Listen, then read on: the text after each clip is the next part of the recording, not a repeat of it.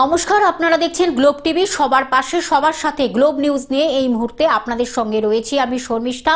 এক নজরে দেখে নেব আজকের বিশেষ বিশেষ খবর।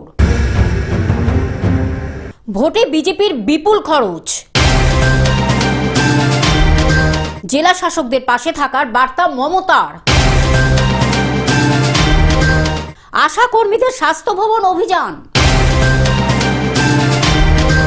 জানুয়ারি শেষে প্রাথমিকের নিয়োগের ইন্টারভিউ, মালদহে মেডিকেল কলেজের অস্থায়ী কর্মীদের কর্মবিরতি, এসআইআর এর বিরুদ্ধে বিক্ষোভ সিপিএম এর, কটাক্ষ তৃণমূলের, মগরায় সরস্বতী পুজোর জমজমাট প্রস্তুতি, মুর্শিদাবাদে কেন্দ্রীয় বাহিনীর ব্যবহার নির্দেশ কলকাতা হাইকোর্টে, দক্ষিণ আফ্রিকায় সিরিজ ভারতীয় মহিলা টি-20, আবহাওয়ার পূর্বাভাস।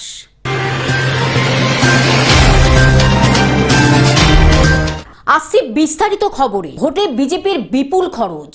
ভোটে বিজেপির বিপুল খরচের তথ্য সামনে এলো দলের অডিট রিপোর্টে। গত লোকসভা ভোট ও ৮ রাজ্যের বিধানসভার নির্বাচনের সময় অর্থাৎ 2024-25 অর্থবর্ষে ভোটের প্রচারে বিজেপি মোট ৩,০৩৫ কোটি ৩৬ লক্ষ টাকা খরচ করেছে। এই খরচ 2019 সালের লোকসভা ও 7 রাজ্যের বিধানসভা ভোটের তুলনায় প্রায় 2.5 গুণ। 2019 থেকে 20 সালে এই খাতে বিজেপি খরচ করেছিল 1,352 কোটি 92 লক্ষ টাকা। রিপোর্ট আরও বলছে 2024-25-এ দলের রোজগার বেড়েছে 6,769 কোটি টাকা। এর মধ্যে দানের অঙ্কই বেড়েছে প্রায় 54%। Bureau report, Globe news. জেলা শাসকের পাশে থাকার বার্তা মমতার। জেলা শাসকদের পাশে থাকার বার্তা মমতার। এসআইআর নিয়ে ফের জেলা শাসকদের বার্তা দিল নবান্ন। সূত্রের দাবি, মঙ্গলবার মুখ্য সচিবের ডাকা জেলা শাসকদের একটি বৈঠকে মুখ্যমন্ত্রী মমতা বন্দ্যোপাধ্যায় উপস্থিত ছিলেন। সেই বৈঠকে তার নির্দেশ, যুক্তিগ্রাহ্য অসঙ্গতির আওতায় যেন কারো নাম বাদ না যায়। আধিকারিকদের পাশে থাকার বার্তাও তিনি দিয়েছেন বলে খবর। Bureau report, Globe News. ASHA কর্মীদের স্বাস্থ্য ভবন অভিযান। দাবি হাতে রয়েছে বৈধ টিকিট। রাজ্যের স্বাস্থ্য দপ্তরে আসার জন্য আমন্ত্রণ জানানো হয়েছিল স্বাস্থ্য দপ্তর থেকে।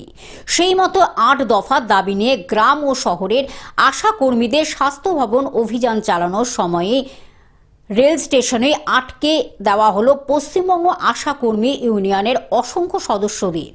অভিযোগ, তাদের রাজ্য নেত্রী কেকা পালকে পুলিশ দুর্গাপুর রেল স্টেশনে আটকানোর পর তার কোনো খোঁজ পাওয়া যাচ্ছে না।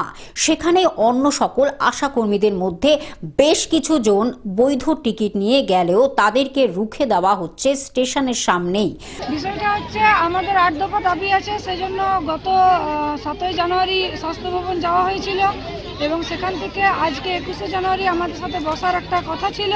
তিনি ডেকে পাঠিয়েছিলেন 21 জানুয়ারি, কিন্তু আমাদেরকে রাস্তার মাঝে কে ডেকে পাঠিয়েছিলেন? এখানে আমাদেরকে স্বাস্থ্য ভবন থেকে ডেকে পাঠানো হয়েছিল যে 21 জানুয়ারি আমাদের কথাবার্তা শুনবেন এবং কিছু একটা রায় দিবেন। আমরা দীর্ঘ 23 ডিসেম্বর থেকে কর্মবিরতিতে আছি, আজও পর্যন্ত আছি। বিক্ষোভকারীদের দাবি, পুলিশ প্রশাসন তাদের আটকে দিয়ে রুখে দিতে চাইছে তাদের বৈধ দাবি দেওয়া আদায়ের কর্মসূচি। তাদের অধিকার আদায় থেকে বঞ্চিত করতে চাইছে তারা। বেশ কয়েকজন আশাকর্মী এদিন তাদের বক্তব্যের দাবি করেছেন যে পুলিশ প্রশাসন তাদের সামনে জানিয়েছেন যে এটি রাজ্য সরকারের দপ্তর থেকেই রুখে দেওয়ার জন্য তাদের নির্দেশ দেওয়া হয়েছে। সে মতোই তারা তাদের দায়িত্ব পালন করছেন। তাই বুধবার সকালে রানীগঞ্জের ঐতিহাসিক রেল স্টেশনে আটকে রইল আশায় থাকা আশা কর্মীরা। এখানে পুলিশ প্রশাসন আমাদেরকে যেতে দিচ্ছে না, আটকে দিয়েছে। তো কোনো অর্ডার কপি ওরা দেখাচ্ছে না, আমাদেরকে আটকে দিয়েছে। কটা থেকে এসেছেন আপনারা এখানে? আমরা এখানে 6টা 6:30। মানে কোন ট্রেন অ্যাটেন্ড করতে এসেছিলেন? কোলফিল্ড। আচ্ছা, তো কোলফিল্ডে কি যেতে দেয়নি? আসানসোল থেকে সৌমিত্র গাঙ্গুলির রিপোর্ট, গ্লোব নিউজ। জানুয়ারি শেষে প্রাথমিকের নিয়োগের ইন্টারভিউ। জানুয়ারির শেষে প্রাথমিকের নিয়োগ ইন্টারভিউ।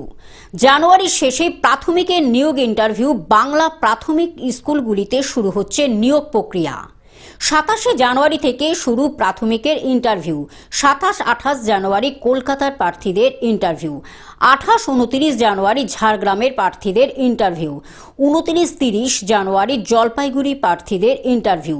ফেব্রুয়ারির তৃতীয় সপ্তাহে ইন্টারভিউ শেষের টার্গেট দ্রুত প্রকাশ করতে চায় প্রাথমিক শিক্ষা পর্ষদ। প্রাথমিকে 13,000-এর বেশি শূন্যপদ আছে। Bureau report, Globe News. মালদহে মেডিকেল কলেজের অস্থায়ী কর্মীদের কর্মবিরতি। বকেয়া বেতনের দাবিতে কর্মবিরতি শুরু করলেন মালদহ মেডিকেল কলেজের চুক্তিভিত্তিক অস্থায়ী কর্মীরা। আজকে আমাদের সহকর্মী যারা হাউসকিপিং আছেন, স্ক্যাবিং কর্মবন্ধু আছেন, জিডিএ আছে, আর সিকিউরিটি গার্ড আছেন, তারা যৌথ হয়ে আমরা একটা কর্মবিক্ষোভ করছি। কেন? কালকে আমাদের আধিকারিকের কাছ থেকে কোনো সদুত্তর আমরা পাইনি। আমাদের প্রাপ্য যে দাবি দেওয়া আধিকারিকের কাছে আমাদের কোনো মূল্য নেই, মূল্যহীন আমরা মানুষ। আমরা বন্ধু হোক, হাউসকিপিং হোক বা সিকিউরিটি গার্ড হোক, আমরা কি মানুষের মধ্যে পড়ি না? বুধবার সকাল থেকে তাদের কর্মবিরতি শুরু হলে দুর্ভোগে পড়তে হয় রোগীর আত্মীয়দের। আমরা যখন কাজে নামি আমাদের প্রচুরভাবে মেন্টালি টর্চার করে। মিনিটে 1000টা সুপারভাইজারেরা রেখেছে, 1000টা চেক করতে আসছে না। আমরা বাথরুম যেতে পারছি না, আমরা খেতে পারছি। মানে ওরা একটা খুদ বের করছে, যে একটা জনের খুদ পেয়ে যাচ্ছে সে কাজ থেকে বাদ, ওই সাসপেন্ড, ওই চলে গেল, তার পরিবর্তনে নতুন লোক নিয়ে নিল। কর্মীরা না থাকায় রোগীদের এক ওয়ার্ড থেকে অন্য ওয়ার্ডে নিয়ে যাওয়া তাদের সমস্যা ছিল। মঙ্গলবার বকেয়া বেতনের দাবিতে দিনভর মেডিকেল কর্তৃপক্ষ ঘিরে চুক্তিভিত্তিক 135 জন অস্থায়ী কর্মী বিক্ষোভ দেখান। কাজ কয়েকটা ওয়ার্ড বন্ধ আছে, বাকি সব ওয়ার্ডে কাজ চলছে। আমাদের জিডি আছে 9 তারিখের, কিচ্ছু হয়নি, কোনো কিছু হয়নি, না অ্যারেস্ট না কিচ্ছু হয়নি। ভালো করে দেখুন, যাকে মেরেছে সেও আছে, বুকে মেরে ভর্তি রেখেছিল, কিচ্ছু হয়নি। আমরা কিভাবে কাজ, মহিলাদের হাত ধরে টানাটানি হচ্ছে, এটা হচ্ছে কি করে আমরা কাজ করাবো? এবার আমরা সুপারভাইজার, ওরা তো আমাদের কাছে কৈফিয়ত চাইছে। আমরা তখন এমএসবি স্যারের কাছে যাচ্ছি বা এসপি সুপার কাছে যাচ্ছি, কোনো উত্তর নেই। এদিন তাদের সঙ্গে আন্দোলনে সামিল হন সুপারভাইজার, নিরাপত্তা কর্মীরাও। তবে কোনো সুরাহা না হওয়ায় আজ সকাল থেকে কর্মবিরতি শুরু করেন। জানা গিয়েছে ঠিকাদার সংস্থার মাধ্যমে তারা নিয়োগ হন। 5 মাস ধরে তারা বেতন পাচ্ছেন না। সমস্যা মেটানোর চেষ্টা করছেন মেডিকেল কলেজ কর্তৃপক্ষ। বেতন তো কোনো সুরাহা হলো না। কালকে এমএসবি আমাদের আজ অবধি এখন আপনি সুরাহা দেয়নি। তাই আজকে আমরা সুইপার থেকে শুরু করে, সিকিউরিটি থেকে শুরু করে, সিডিএস স্টাফ থেকে শুরু করে আমরা সবাই একত্রিত হয়ে এসে এই ময়দানে আজকে বসেছি। কতক্ষণ চলবে? যতক্ষণ না আমরা শুরু হওয়ার করবো ততক্ষণ চলে যাবে। কাজ তো ব্যাহত, ওয়ার্ডে কাজ করছেন না, কি বলবেন? কাজ তো বন্ধ রেখে আন্দোলনে বসেছে, যাতে এখন আমরা পেটের খিদার এসে বসতে বাধ্য হয়েছি। মালদহ থেকে অভিষেক দাসের রিপোর্ট, গ্লোব নিউজ। এসআইআর বিরুদ্ধে বিক্ষোভ সিপিএমের, কটাক্ষ তৃণমূলের। নির্বাচন কমিশনের নিরপেক্ষতা বজায় রাখা এবং এসআইআর শুনানির নামে প্রান্তিক মানুষের হয়রানি বন্ধের দাবিতে সরব হল সিপিআইএম। কোনো বৈধ ভোটারের নাম যেন ভোটার তালিকা থেকে বাদ না যায়, এই দাবিকে সামনে রেখে সিপিএমের বসিরহাট উত্তর এরিয়া কমিটির উদ্যোগে এক প্রতিবাদ মিছিল ও সভার আয়োজন করা হয়। এদিন বসিরহাট 2 নম্বর ব্লকের খোলাপাতা এলাকা থেকে মিছিল শুরু হয়ে টাকি রোড অতিক্রম করে 2 নম্বর ব্লক সমষ্টি উন্নয়ন আধিকারিকের দপ্তরের সামনে গিয়ে শেষ হয়। মিছিলে দলীয় কর্মী সমর্থকদের পাশাপাশি সাধারণ মানুষও অংশ নেন। হাতে প্ল্যাকার্ড ও মুখে স্লোগান নিয়ে তারা নির্বাচন কমিশনের ভূমিকা নিয়ে প্রশ্ন তোলেন এবং অভিযোগ করেন বিজেপির দালালি বন্ধ না হলে গণতন্ত্রের ওপর আঘাত আরও গভীর হবে। মিছিল শেষে দপ্তরের সামনে একটি প্রতিবাদ সভা অনুষ্ঠিত হয়। সভায় বক্তারা বলেন, এসআইআর শুনানির নামে সাধারণ মানুষকে ডেকে অযথা হয়রানি করা হচ্ছে। যে হয়রানি হচ্ছিল, সব জায়গায় আমাদের BLA 2 ছিল, সব জায়গায় ক্যাম্প ছিল, মানুষকে সাহায্য আমরাই করেছি, সিপিএম করেনি। বিজেপির এই মিশনের বিপক্ষে, নির্যাতন মিশন, মানুষকে চূড়ান্ত হয়রানি, ম্যাপিংয়ের হয়রানি, লজিক্যাল ডিসক্রিপেন্সির নামে মানুষকে হয়রানি করেছে একমাত্র তৃণমূল কংগ্রেসই লড়েছে বাংলার বুকে, এটা প্রমাণ হয়ে গেছে। বক্তাদের দাবি, নির্বাচন কমিশনকে সম্পূর্ণ নিরপেক্ষ থেকে কাজ করতে হবে এবং কোনো রাজনৈতিক দলের স্বার্থে প্রশাসনিক প্রক্রিয়াকে ব্যবহার করা চলবে না। ভোটাধিকার রক্ষার প্রশ্নে সিপিআইএম আপোষহীন অবস্থান নেবে বলেও জানানো হয়। মানুষের এই হয়রানির জন্য তৃণমূল ও বিজেপির সেটিং প্রসঙ্গ তুলে দুই দলকে তুলোধনা করে বাম নেতৃত্ব। এখন উনি দুরকম তিন রকম গাইছেন, ফলে বুঝতেই পাচ্ছেন যে তৃণমূল বিজেপির যে গাঁটছড়া তার বিরুদ্ধেই মানুষ পথে নামছে, রাস্তা অবরোধ হবে, এছাড়া বিকল্প কোনো রাস্তা নেই। এবং নির্বাচন কমিশন তারা যে ঘৃণ্য চক্রান্ত যে ভূমিকা গ্রহণ করছে, এটা মানুষ কখনো মেনে নেবে না। দক্ষিণ 24 পরগনা থেকে সৌমাবু মণ্ডলের রিপোর্ট, গ্লোব নিউজ।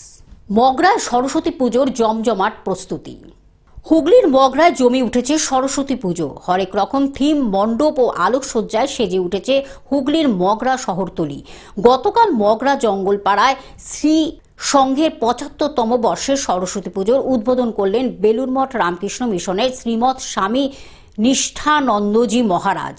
এলাকার দুস্থ মানুষদের মধ্যে শীতবস্ত্র বিতরণ ও সাংস্কৃতিক অনুষ্ঠানের মাধ্যমে গতকালের উদ্বোধনী কর্মসূচি সমাপ্ত হয়।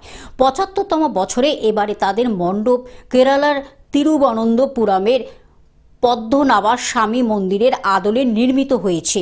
মগরায় ছোট বড় মিলিয়ে প্রায় শতাধিক সরস্বতী পুজো অনুষ্ঠিত হয়। হুগলি থেকে কৌশিক ঘোষের রিপোর্ট, গ্লোব নিউজ।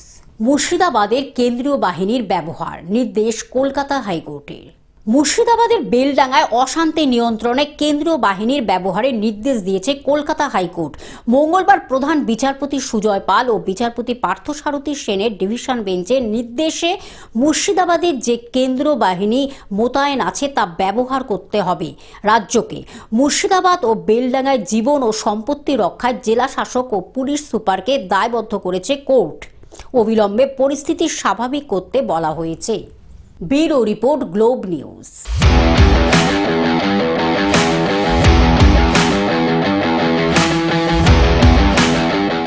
দক্ষিণ আফ্রিকায় সিরিজ ভারতীয় মহিলা টি-20। 20 জানুয়ারি দক্ষিণ আফ্রিকার ক্রিকেট বোর্ড মঙ্গলবার ঘোষণা করল ভারতীয় মহিলা দল 5 ম্যাচের টি-20 সিরিজ খেলবে।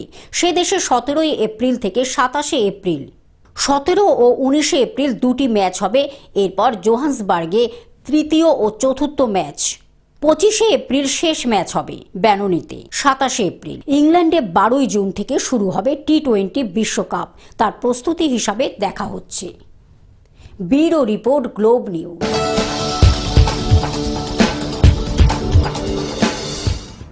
আবহাওয়ার পূর্বাভাস।